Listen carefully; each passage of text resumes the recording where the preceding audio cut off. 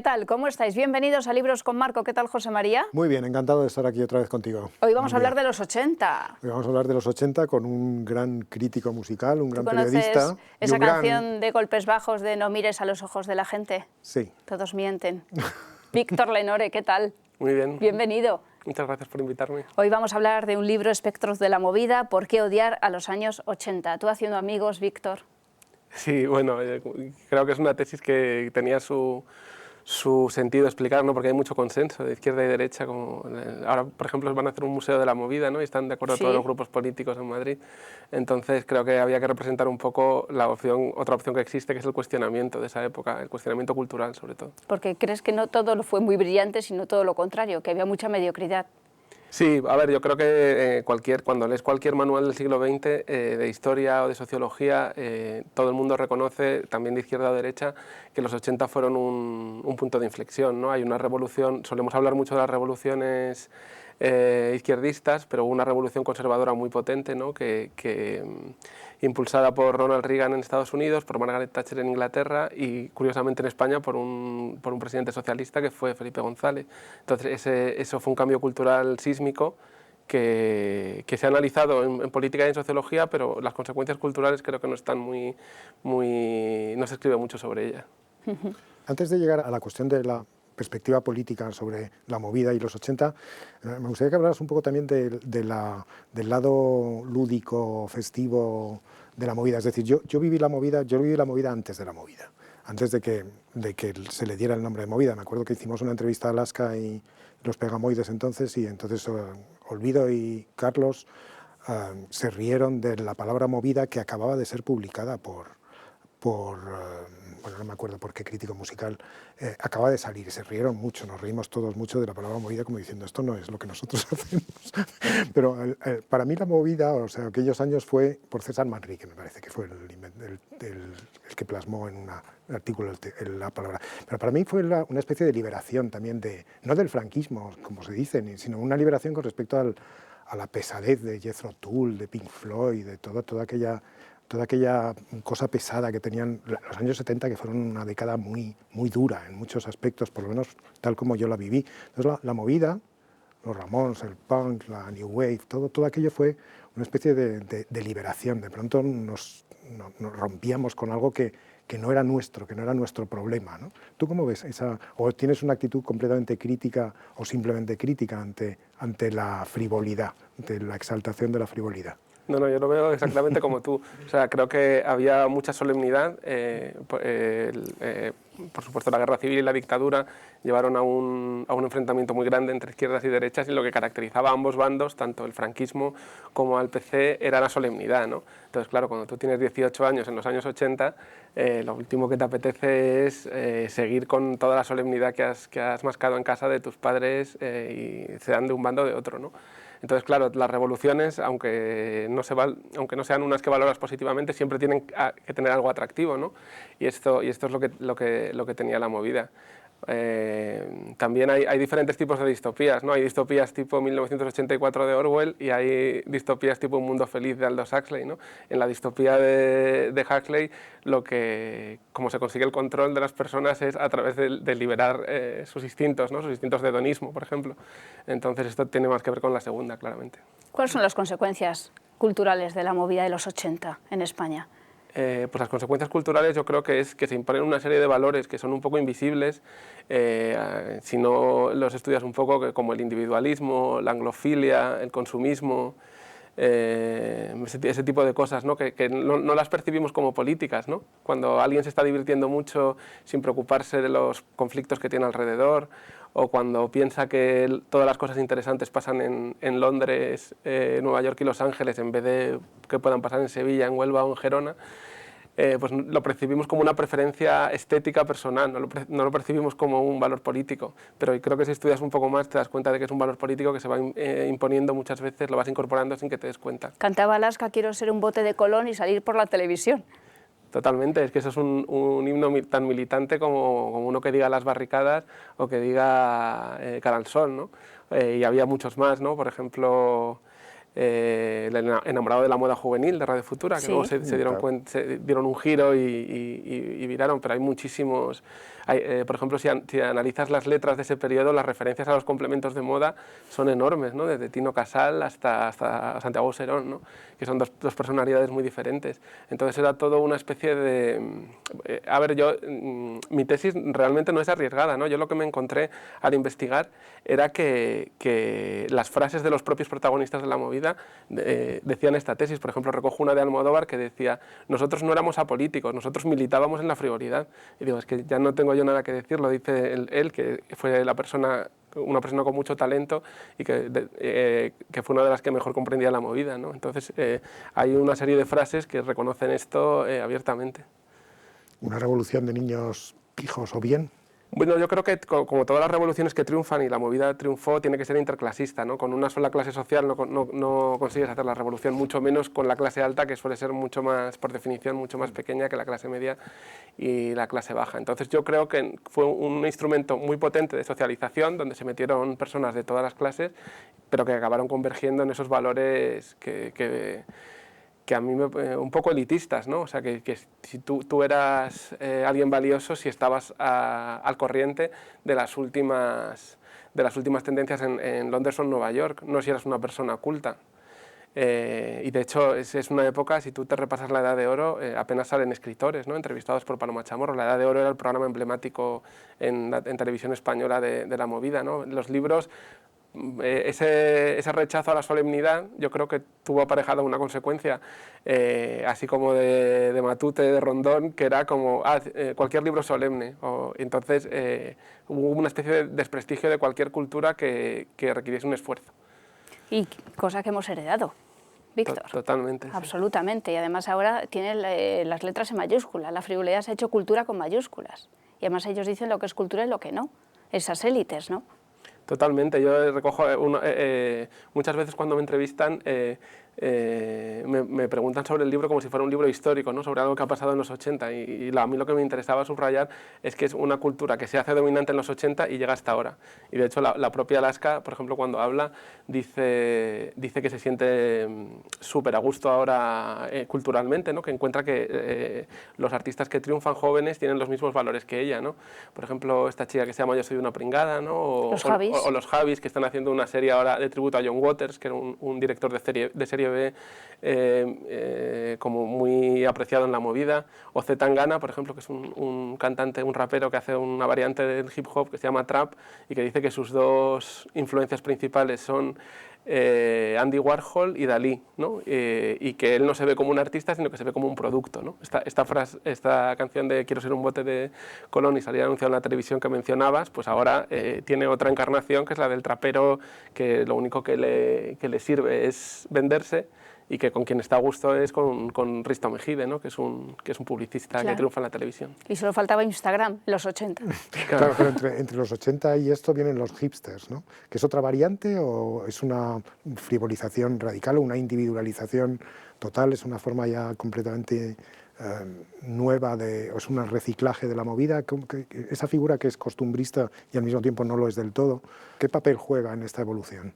Bueno, los hipsters, ellos... Por ejemplo, quiero decir que tienes un libro, ¿no? Que se llama Indies, Hipsters y Gafapastas, ¿no? Que es un libro muy entretenido también, como este último.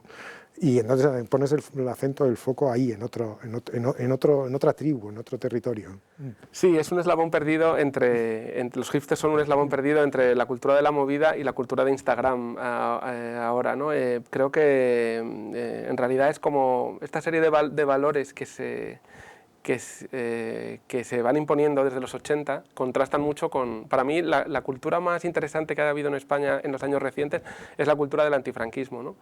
Una cultura donde había mucha polarización y había se valoraban mucho los ensayos políticos, el cine social, también comedias que tenían valor social, ¿no? Y de repente, por ejemplo, en los 70, la izquierda y parte de la derecha también hablaban del imperialismo cultural, ¿no? Por ejemplo, el famoso referéndum de la OTAN, donde casi todo el mundo de la cultura se puso con el no, ¿no? Entonces pasamos del imperialismo cultural a la movida, que era como qué guay todo lo que pasa en Londres y en Nueva York, y a los hipsters. Los hipsters son herederos, aunque rechazaban la movida, son herederos de eso y son la generación, que es mi generación, la generación de los colegios privados, del querer aprender inglés para moverte en el mundo, ¿no? Todo lo que decían los padres de todos, tuvieras más o menos dinero, en el mundo moderno lo que hay que hacer es aprender inglés, ¿no? Te mandaban a estudiar fuera y ahí adquirías te exponías a unos contenidos culturales que luego volvías a España y eran tu forma de distinción, ¿no? O sea, un mecanismo alienados felices o algo así se podría llamar. Bueno, yo creo que más bien alienados estamos todos en algún momento, ¿no? Pero yo creo que el elitismo, ¿no? El elitismo te produce mucho confort. O sea, tú cuando tienes 16 años y sabes algo que no sabe el resto de tus grupos de amigos, la tendencia natural, inconsciente muchas veces, es a subrayarlo para decir yo soy el guay, ¿no? Y en vez de una cultura de la comunidad y de crear vínculos, lo que se crea es una cultura de la distinción en la que yo accedo a este tipo de consumo y voy a ir presumiendo para definir mi personalidad, ¿no? Eso lo explica muy bien Pierre Bourdieu, por ejemplo, en su libro que se llama La distinción, sí, y eso creo que atraviesa desde los años 80 hasta la actualidad. Sí. Pero en los 80 había sectarios, porque hablabas de la cultura antifranquista, porque ahí nace también el sectarismo. Sí. Algo que yo creo que en los 80 no había tanto, ¿no? La España buena, la mala, otra vez rescatar a los rojos, a los azules. Sí, eso sí, se dejó como aparcado, ¿no? Sí, eso se dejó claro. Es que, para bien, digo yo. Sí, sí, para bien, totalmente, sí. Sí, yo no... A ver, yo creo que la izquierda es un desastre cultural en España, un desastre total, porque está también, igual que estamos muy cómodos en el elitismo, estamos muy cómodos en el sectarismo también, ¿no? O sea, por ejemplo, ahora todos estos intelectuales de Podemos y demás país que no paran de hablar de Gramsci, ¿no? Pero qué figura cultural, qué figura política de la izquierda ha comprendido a Gramsci y ha sabido aplicarlo. La persona que mejor ha comprendido a Gramsci y lo ha aplicado ha sido Margaret Thatcher, que consiguió cambiar una cultura muy colectiva y muy popular como la británica y cambiarla a un individualismo radical, ¿no? Entonces creo que la izquierda está muy cómoda con 4 fetiches culturales y que tiene mucho que aprender de un enfoque mucho más flexible de la derecha actual. También veo yo más positivo en los 80 la felicidad. Ahora estamos como un poco más y la tristes. falta de complejos. Y una cierta libertad había en los 80. Sí que es verdad que dice Víctor en su libro que él recurre a fuentes literarias y a libros más que a testimonios, porque es verdad que la memoria histórica a veces nos engaña. Pero es verdad que la idea es como que ahora estamos como más entruñados, que se dice. Sí, a ver, yo creo que ese fue el enganche principal de la movida, o sea, porque ningún movimiento cultural triunfa sin darle algo a las personas, ¿no? Tenemos poca paciencia, afortunadamente muchas veces, y si no te dan algo sustancial, no te enganchas a ningún movimiento cultural, y lo que dio la movida fue ese quitarse complejos y disfrutar la vida lo más posible, ¿no? Lo que pasa es que eso es positivo, pero lo que no me parece positivo es lo de Almodóvar, de militar en la frivolidad. Yeah. Una cosa es que disfrutes de las cosas y otra cosa es militar en la frivolidad. O lo de Tierno Galván, lo de colocarse, y al loro, que eso ha hecho mucho daño a muchas familias, ¿no? También. Bueno, ahora si hablas con gente de 50, 60 años que vivió la movida, dicen que esa declaración de Tierno fue desastrosa, ¿no? Que glamorizó el consumo de drogas de una forma que era lo que menos necesitaba la juventud en ese momento, ¿no? Fíjate si nos gustan los 80, que después de Tierno Galván hemos intentado rememorarlo, yo creo, con Manuela Carmena, en Madrid. No, a ver, Manuela Carmena a mí me parece exactamente lo que dices, una especie de remezcla de Tierno Galván. Y bueno, eso significa lo poco que ha avanzado la izquierda, ¿no? en este país. Si la estrella de las elecciones municipales en 2014 o 2015 tiene el mismo discurso que alguien que tenía en los 80, significa que hemos avanzado bien poco, ¿no? En uno de tus últimos artículos, que se llama Pijos contra plebeyos, sí, de los excelentes artículos en Voz Populi, tenemos que decirlo, y creo que vale la pena recomendar, ¿no? Que se lean esos artículos o que se siga Víctor en Voz Populi. Das una vuelta de tuerca muy interesante en este asunto. Llegas a citar incluso a Fusaro, ¿no? Al ideólogo marxista o relacionado con Salvini, ¿no? Y hablas de un tuit de Fusaro que dice: generación Erasmus, rastas, odio contra el pueblo, nihilismo hedonista, neoprogresismo liberal, una juventud sin esperanza, ¿no? Y en otros textos citas a Christopher Lasch, que es un gran ensayista norteamericano, muerto, ya fallecido hace mucho tiempo, que ahora está inspirando también a algunos sectores intelectuales de la nueva derecha francesa, ¿no? Es decir, aquí me interesa mucho que expliques esa crítica no sé si marxista, pero que reivindica, ¿no?, un comunitarismo, ciertas formas, ciertas relaciones sociales que se están perdiendo y que no solo se han perdido por parte de la derecha, sino que se han perdido militantemente casi por lo que tú decías antes, ¿no?, por parte de una cierta izquierda que pone el acento en el elitismo y el individualismo más que en otras cosas, ¿no? Este es un tema muy interesante ahora mismo en la cultura, ¿no? A mí la verdad es el que más me interesa de todos, ¿no? Yo creo que una cosa que me engancha mucho de las entrevistas, los artículos de Fusaro, es que dice que las categorías de izquierda y derecha realmente se están difuminando y que ahora hay otro eje que es el del elitismo contra el sentimiento popular, ¿no? Contra podemos llamarle plebeyo, bueno, la gente normal, la gente sencilla, ¿no? Entonces es curioso porque la izquierda tiene muchísima tirria a pensadores como Christopher Lasch, ¿no?, que es un marxista cristiano que decía que la sociedad de consumo no nos estaba haciendo felices, o sea, la sociedad de consumo es capaz de conseguir cualquier cosa menos de satisfacer nuestras necesidades, y es un pensador muy potente que tú vas a una librería y no puedes comprar sus libros porque ninguna editorial los reedita, ni de izquierda ni de derecha. Yo creo que hay algo ahí interesante, y por ejemplo Steve Bannon, uno de los asesores de Donald Trump en su exitosa campaña en la Casa Blanca, cogió muchas ideas de Lasch, por ejemplo su crítica de la contracultura, y consiguió que un candidato que lo tenía todo en contra llegara a la presidencia, ¿no? Fusaro también habla mucho de Pasolini, que es un pensador muy... Como le gusta a Pablo Iglesias, Pasolini. Sí, le gustaba citarlo, pero yo creo que en el discurso no lo incorpora mucho. Eso es un defecto muy grave de la izquierda. A veces que cuanto más citan a un pensador... Bueno, escrito sobre él y todo, en uno de sus libros, sí, sí. Menos lo incorporan a su discurso y a su quehacer cotidiano, ¿no? Pero, por ejemplo, ahora la palabra en política en España, la palabra de moda con la que todo el mundo está de acuerdo es progresismo, ¿no? Hay que ser, y hay una tradición muy grande en la izquierda y muy potente de crítica al progresismo. Está Lasch al progreso, a la idea de progreso, y cómo no nos hace felices ni satisface las necesidades humanas, ¿no? Está Walter Benjamin, está Christopher Lasch, Pasolini, Mariátegui en América Latina, no sé, es que creo que es una tradición totalmente abandonada por la izquierda y que tiene mucho que ver con su derrota y con la ineficacia que tiene actualmente, y que tampoco es una cosa triste. Está surgiendo un nuevo eje que es más real y que tiene más que ver con las necesidades. Ahora mismo te ves una película de Frank Capra que defiende las comunidades, la relación con la gente que tienes cerca y la decencia, o sea, portarnos bien, la familia. Qué bello es vivir. Es muchísimo más revolucionario que cualquier programa de un partido de izquierdas de Europa. Sí, es verdad que son los nuevos conservadores, es verdad, en muchos temas, desde luego. Christopher Lasch tiene, me parece que el único libro que está traducido en español es la rebelión de las élites, un título ya significativo de por sí, pero que está agotadísimo. Hay editores que están tratando de reeditarlo, que es una cosa muy interesante. Y en otro artículo, Progres contra peronistas, le das otra nueva vuelta de tuerca, porque ya introduces el tema en la política más palpitante, como se decía antes, ¿no?, que es lo que hay en torno de Rejón, del populismo de izquierdas, ¿no?, qué es lo que puede definir una izquierda que busca una alternativa real a la situación actual, ¿no? Eso también es muy interesante, ¿no? Y me interesa mucho que gloses un poco este asunto, ¿no?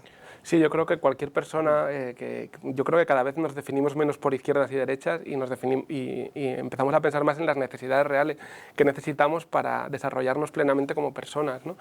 Y lo que se han dado cuenta muchos pensadores, tanto de izquierda y de derechas, es que el neoliberalismo, el sistema dominante actualmente, lo que hace es disolver los vínculos sociales, disuelve los vínculos familiares, ¿no?, porque te tienes que cambiar de trabajo cada vez con más frecuencia, de residencia, disuelve los vínculos afectivos, ya no tienes una pareja o dos parejas para toda la vida, sino que estás en Tinder y tienes 18 y cada cual más ortopédica que la anterior, y todos esos ya nadie va a la iglesia, ¿no?, vas al centro comercial o te quedas viendo una pantalla el fin de semana, o saliendo a una discoteca donde realmente no se cimenta un vínculo fuerte, y eso no nos hace felices. Y eso que hablas con las personas, cualquiera tenemos, es muy complicado encontrar una persona feliz o cercana a algo que sea, y de eso se habla poco en política y en cultura.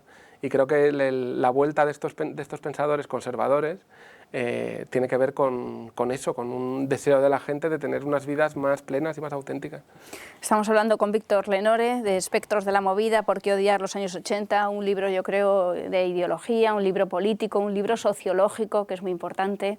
Y empieza, yo creo que acertadamente, con la visita de Andy Warhol a España, Sí. como un bienvenido Mr. Marshall. Y es verdad que ya esa estampa te da la idea de lo que fue todos los 80, ¿no? A ver, claro, es que esa película, Bienvenido Mr. Marshall, es canónica por algo, porque es que en España tenemos esta tendencia, tenemos una idea de la modernidad que no es estudiar cuáles son los avances de la modernidad e incorporarlos a nuestra vida. Tenemos una idea de la modernidad que es acercarnos a alguien que represente la modernidad y hacernos una foto, ¿no? Eso es lo que pasó en los 80 cuando vino Warhol de visita.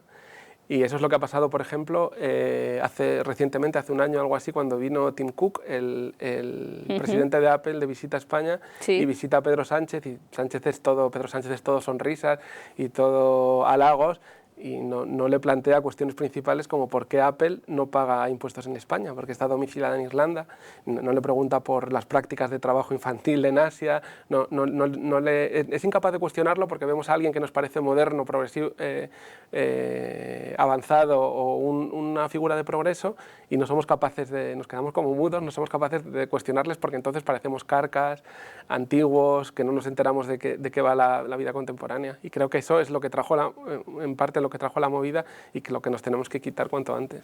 En fin, para plantearnos qué es la contracultura también es muy importante leer este libro, cómo le vino también al PSOE y a Felipe González en los 80, ¿verdad?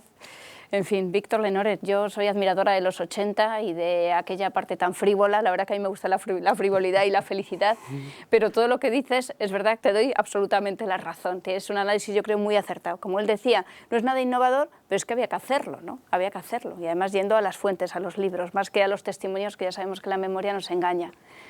Pues José María. Muchísimas gracias, Víctor. Es un placer tenerte aquí. Además, suscitas un debate que acaba de empezar, me parece. ¿El próximo libro? Pues como yo también soy fan de la alegría y la frivolidad y no me gusta ser el pitufo gruñón de la crítica cultural, voy a hacer un libro sobre las músicas que salen en los guetos, en los lugares más pobres del mundo, ¿no? Por ejemplo, el reggaetón, que ahora es dominante, sí. Es creatividad que ha salido de los lugares más pobres, ¿no? Y que luego la industria vampiriza, pero que no se lo pueden quitar, ¿no? La alegría cotidiana y el disfrutar del cuerpo, que es lo único que tienen los pobres. Pues muchas gracias, Víctor, y enhorabuena. Te esperamos por aquí pronto. Gracias por invitarme. Gracias.